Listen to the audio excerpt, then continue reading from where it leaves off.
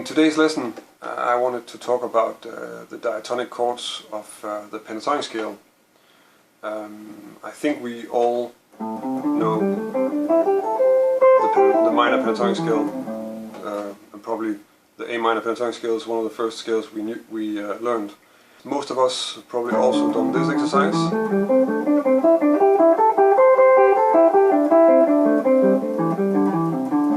Which is a really good exercise for string skipping or string changing with the pick, and it's very useful.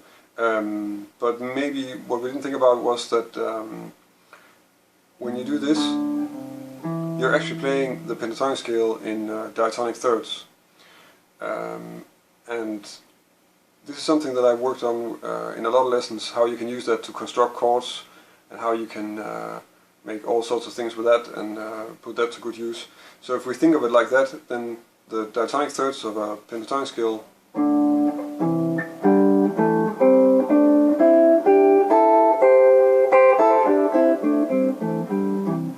would be this.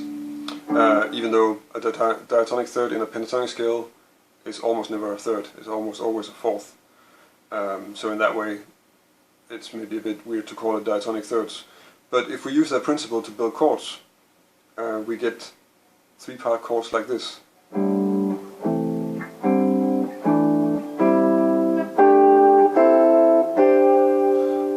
if I make four-part chords out of that, it's going to be this.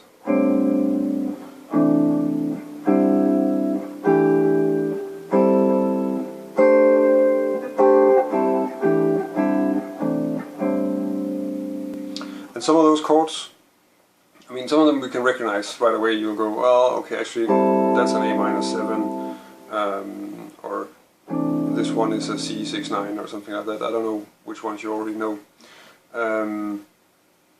But the good thing about a pentatonic scale is that you can use that over quite a few chords without really changing anything, because it might not have any avoid notes. So the A minor pentatonic scale, and I guess this is also something I'm going to make another lesson on, how you can put pentatonic scales to use on other chords. But this A minor pentatonic scale will work really well if you're playing on an A minor, obviously, but it's also going to work really well if you're playing on F major 7 or D sus or C major 7. So there are a lot of places you can put it to use, and then all these chords that we just made will all fit, so we can just try and use them to make something up that sounds nice.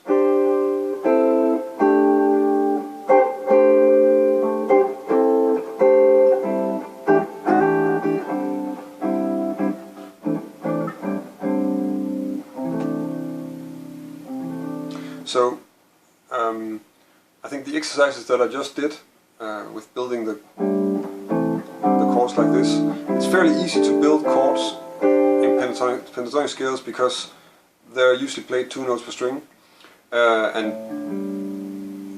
it's sort of like taking a set of strings and then just playing one of the 2 notes. So in this case now I'm playing all the first notes, now I'm playing all the second notes for these sets of strings, and that's a good starting point, since the scale doesn't really have any avoid notes when you're using it over, for instance, an F major 7 or an A minor. You can also just at random start to alter the notes in the chord by using other notes in the scale. So we can start doing stuff like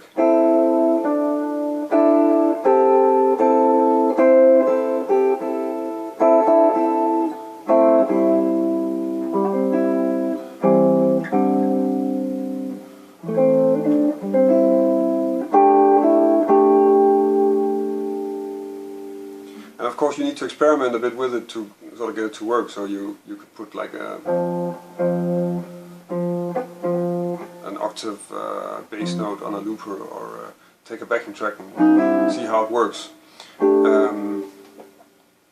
But already within just this simple box there's quite a lot of information to process like this, and it's fairly easy. We all know the scale really well, so you can access it very easily, and it's easy to oversee because we've played it a million times.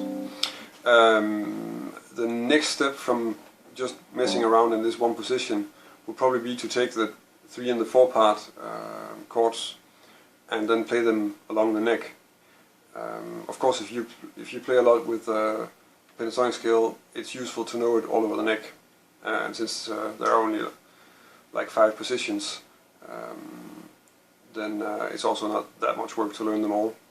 So I'm not going to go into too much how you construct this, but let's just do the exercises. So the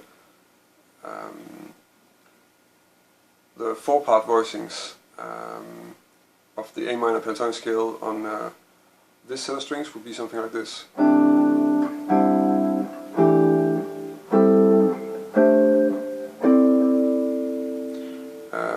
And on the next set of strings,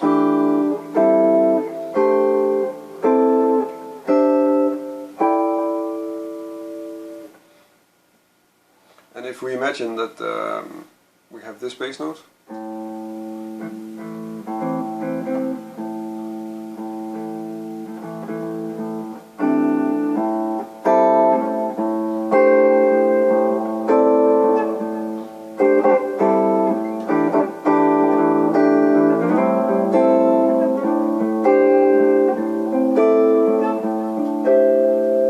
sounds. It's a bit hard to keep the bass note running and playing the other ones, but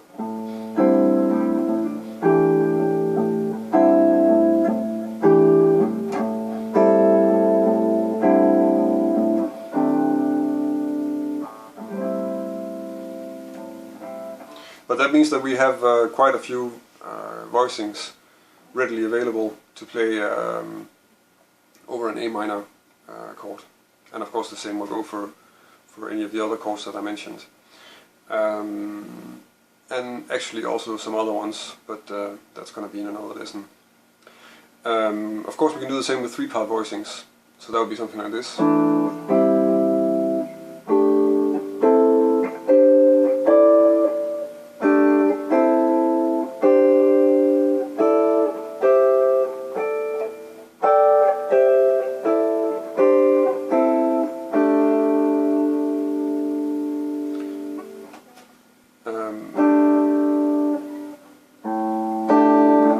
Something like this.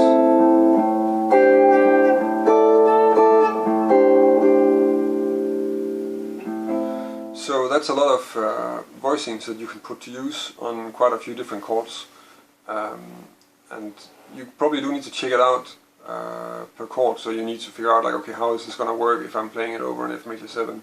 How is it going to work if I'm playing it on a D sus or an A minor? But at the same time, you probably know your pentatonic scales really well, so it's material that you have in your fingers already. In the other lessons where I talk about the diatonic chords and the diatonic arpeggios, besides constructing them and making them into chords, you can of course use them for soloing. So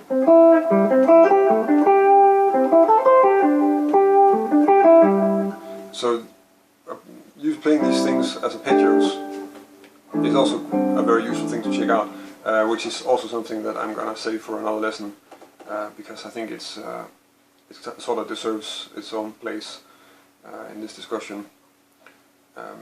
But in any case, I hope that you can use the material that I covered in this video. So thank you for watching. If you have any comments, then feel free to leave them here in the video, or connect with me on Facebook or Google Plus or Twitter or Instagram, and ask me there, or let me know. Especially if you have topics that you think I could cover, then that's always nice to hear. If you like the video, then press like, and feel free to subscribe to my channel to stay up to date with more lessons and the upcoming CD release from Trapping this Friday, in fact. Yeah, thank you for watching.